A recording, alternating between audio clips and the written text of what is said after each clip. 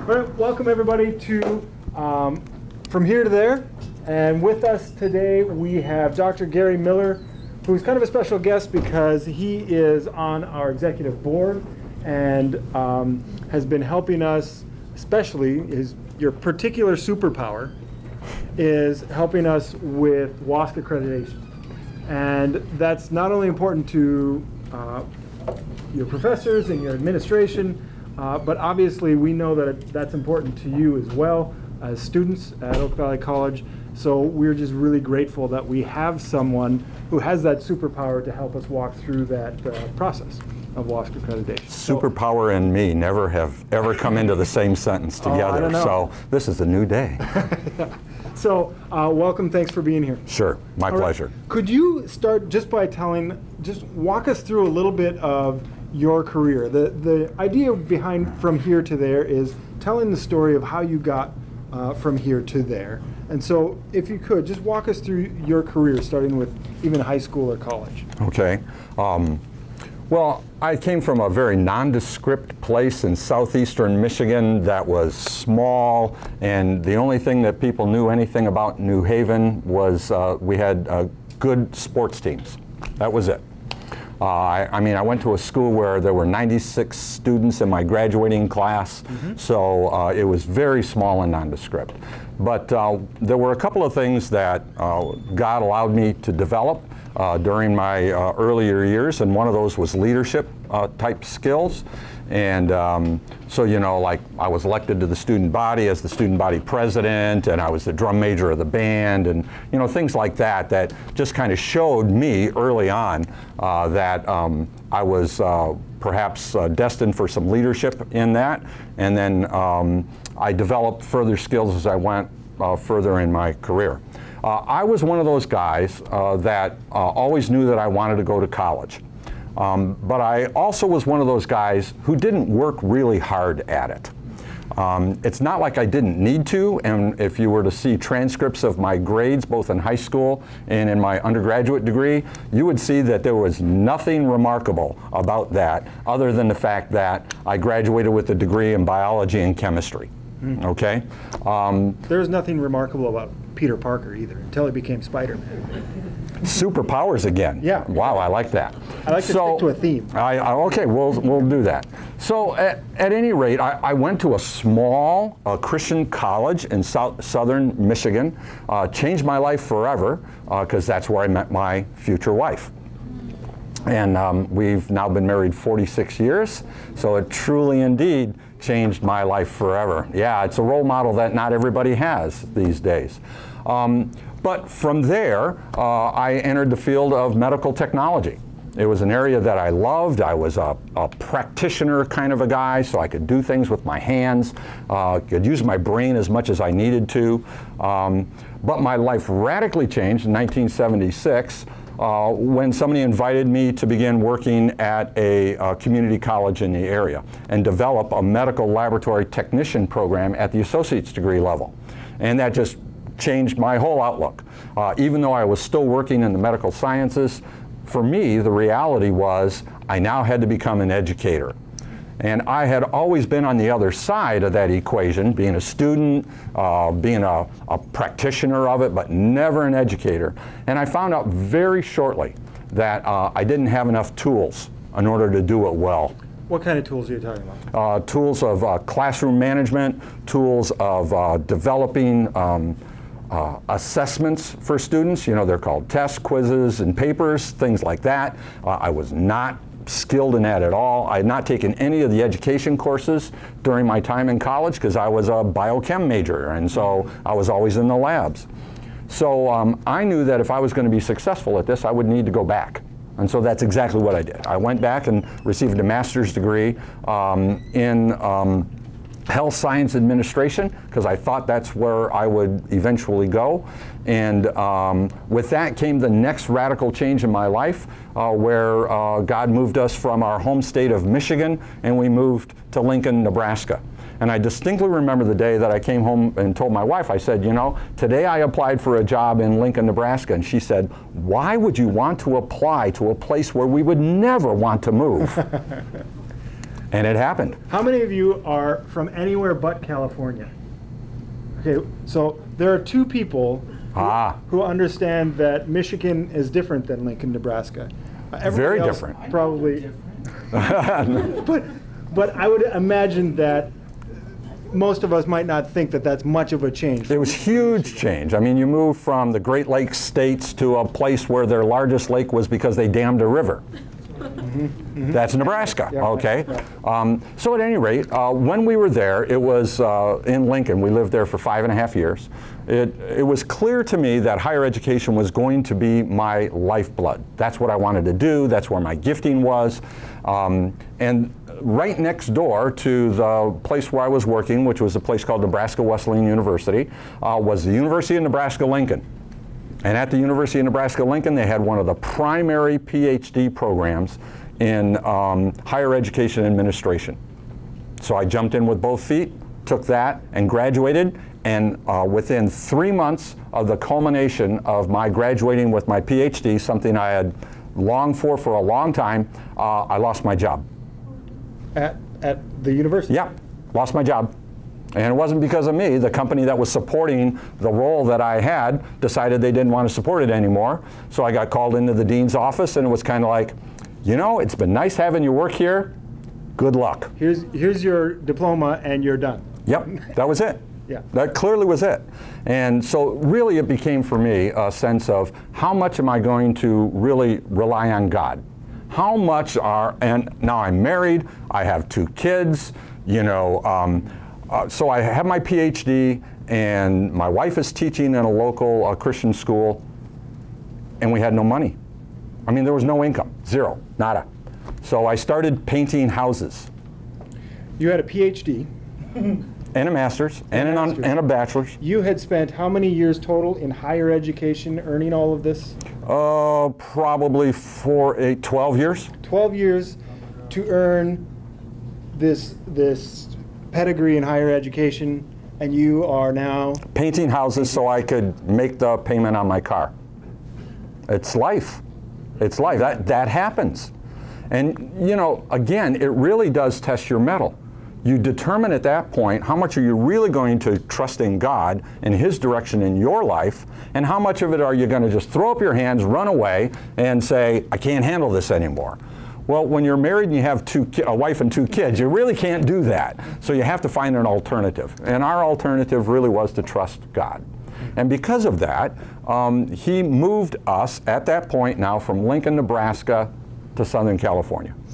And again, our lives changed forever. Now let me tell you, Lincoln, Nebraska is nothing like Los Angeles, California. Nothing. I mean, let me say that again. Nothing like Lincoln. So, you know, but our lives radically changed here. We thought we'd stay here about 6, 7, maybe 8 years while I got my foot on the ground, and we would head back towards the east. And we've now been here 31 years. This is the place where my daughter met her husband. Both of my kids have now graduated from college and are professionals in their fields. My son is not married. We're still praying for that if anybody is single and looking for a guy. You know, what I want to get across is not every journey is what we would think as a predictable straight line. And ours has not been anything like that, even though I was destined for college. That was the trajectory I was on, but lots of hiccups occurred. And there was one more. Then I lost my job again. And this was because of a change in leadership. You know, the closer you are to the leader, the more, the more, what's the word I want? Vulnerable you are. You're very vulnerable in that position, because when the leader changes, guess what? They often bring in their own team. Guess what? I was out of a job again. I was 58 years old. Age discrimination is alive and well in this marketplace. And we just once again had to trust God for His leading. And boy, did He throw us a curveball. Now, if you think moving from Michigan to Nebraska was a curveball, or maybe even you would think that moving from Nebraska to Southern California was a curveball, move to Jakarta, Indonesia. And that's what we did. My wife and I picked up our stuff and we moved to Jakarta, Indonesia. And it was there that I was the president and executive vice chancellor of a major university, 10,000 students, you know, medical school, law school. I mean, we had the whole 9 yards there. And we literally became globally oriented and changed our culture and began living and working there. So life, yeah, in Jakarta. So life is not always one of these really smooth transition things. So what I understand is that many of you have not had these smooth transitions in life. Certainly that led you to OVC. Well, I'm like you. Only in many ways, you're better prepared for it now because you've landed and found a place that not only wants you as a student, but loves you and cares for you as a person. I didn't have that support group. I had to do it on our own with God's help. But with His help, here we are today. And I just finished up my role. I retired last October from Cal Baptist University, where I was a professor of business there, teaching literally part-time, just filling in the blanks. And now God continues to fill my life with things that are more purposeful and helping His kingdom work. As a matter of fact, in 10 days, I'm headed off for Europe to do some missions work in, let's see, Germany, Ireland, and Estonia. So God has some really big plans out there for me. I don't know what they are, but I'm trying to be faithful and follow His direction. I'm sorry, that was a long treatise, but that's the Gary Miller story, actually. Yeah, that's great. Elizabeth, do you have a question already? Yeah, I have a question. Sure. So, thank you for sharing that. That was great. So when you were going through all of these different things and you had a wife and kids to support and you just had all this weight on you, what helped you get through that? Yeah. God, you know, we know He's there, but what helped you go forward in this transition? Elizabeth, that's a fabulous question because I think we often find ourselves in those places and not knowing exactly what to do. And I can only give you from my experience, okay? There's a couple of things. First of all, having my spouse be the huge supporter of who I was and what we both together planned on doing to serve God, that was a mainstay for me. Secondly was my family. My kids were both grown in many of these instances, and so relying upon them and seeking their advice. Then God expanded that into a broader community. My church, the people that I really entrusted, that knew me, that understood me. I could communicate with them. When I was going to move to Indonesia, I talked with 3 very trusted friends. I mean, these are people that if I said something wrong, they'd nail me to the wall. Really, I mean, these are the kinds of friends that you need in life. Yeah. And each of them, and they didn't know each other, they still don't know each other, they independently said to me that the only time I ever lit up, because I had another job offer in Tennessee, the only time they said I lit up was when I talked about my opportunity in Indonesia. And so I listed to trusted people who came around me as part of my community. And then the third thing, and this is something that people often don't think about, is I looked at my past experience. You know, I believe God's sovereignty is best seen in the rearview mirror. But you have to be the introspective person to be able to take that look, see what He's done in the past, and then have confidence in what He's going to do in your future, even if you don't know what that is yet. You see, to me, that is the ultimate confidence in a Creator who not only loves us and cares for us because somebody has told us that, but because He has already shown us that in the past.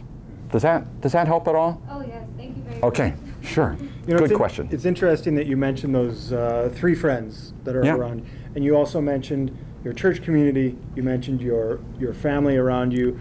There was a time 10 or 15 years ago when I had sort of assembled what I called my personal board of directors.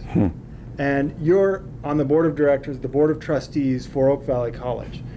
But I wonder what you think of that concept of everybody in this room assembling 3 to 4 people in their life who are older and wiser, most likely, and can speak into their life, and calling them, these are, you know, this is my personal board of advisors, my personal board of trustees. Is that, I mean, what do you think of that? I couldn't live without that. And I can't imagine people going through life just trying to do it all on their own. My recommendation, 3 or 4, is you're really blessed. If you can find 2, you're in great shape. But I would think that you would need to seek those people out. Yeah. And you would be able to seek those people out based upon their lifetime of experience. I mean, right, you all know people, right? You all know people who have gone down this path before you, and they've come out of it pretty good. And so you would want to learn from their experience. You know, I've always said that it's better to learn from somebody else's experience because it's much less painful than your own. Right? When you learn from your own experience, there's a lot of pain associated with that. I have scars all over my body from things that I've done wrong, right? But if I can learn from somebody else's experience, it's a lot less painful for me. So I have always encouraged people to find a mentor. Now, on the flip side of that, I have become a mentor. And one of the things that I do is I seek out younger men who are looking for this kind of speaking voice into their lives.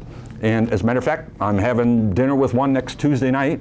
A young guy just graduated from SMU, working with his dad's business down in Chino, and we've connected, and I pray for him often, and we're doing life together, trying to help him maybe avoid some of the pitfalls that I fell into that I would hope he wouldn't. So in our last few minutes, I kind of want to latch on to this idea.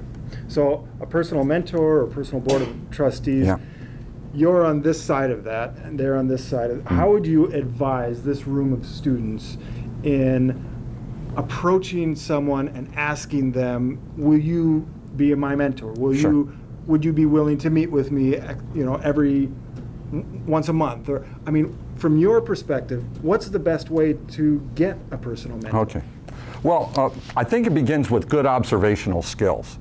You know, if you're going to be ever in life, if you're going to move forward in a direction of leading other people, I think one of the greatest keys that you can have is good observational skills. Now that's observing other people, observing environments, observing communities, observing what you hear, what you see, and what you've experienced. Why? Because in that, you can tell whether or not you're dealing with a person who is genuine or who is disingenuous. And so my first thing on looking for that person is take time to observe. Observe their life. If they're an older person, you would want to even look at their family. Look at their kids. Are they the respectful kids in a group, or are they the ones tearing up the place and everybody's complaining about all of the time? The Bible speaks a lot about a person who maintains their household well, that they're good people. So I would go through Titus chapter 1 and look at what the recommendations are for an elder in a church and begin seeing, are these people peace-loving? Do they practice loving kindness? Are they patient? You know, you don't always need the charismatic person who's always out front. You know, look for a person who has these qualities, these biblical qualities that I think could really speak into your life. Then you need to take the first step. Most often, mentors aren't looking for people to be able to take under their wing. Most often it goes the other way around. So you need to be bold. And you just, you know, you start out with a coffee. Hey, could I have coffee with you? Let's talk. And during that discussion, then you bring up the concept of your need and your indication that perhaps that person could help meet that need. That's how I would approach it. So now, in your experience, being on this side of that equation, I think there's a lot of fear on this side of rejection. What, in your experience, when someone approaches you with that kind of a question, how do you feel, or how do you typically respond, or, you know, how valid is the fear of rejection, and how should these students handle that kind of thing?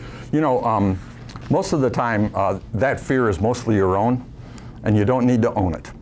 I really mean that, because many of the people from my generation, and I'm maybe even 2 generations removed now, many people are looking for ways in which they can invest in the lives of other people.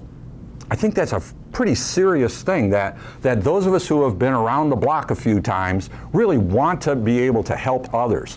And so I don't think the fear of rejection is anything that you need to embrace. Really, I don't think that. But I would say, be cautious and be ready. Be ready for their response to you that says, you know, I'm going to start out this conversation by asking you more questions than you're going to ask me.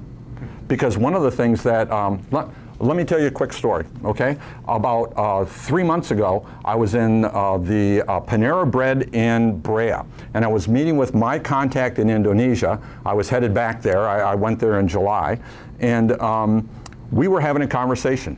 After that conversation, as we were getting up to leave, a young man came over to me and he said, "Can I talk to you for a second?" I'd never seen this guy before. He had a Middle European accent.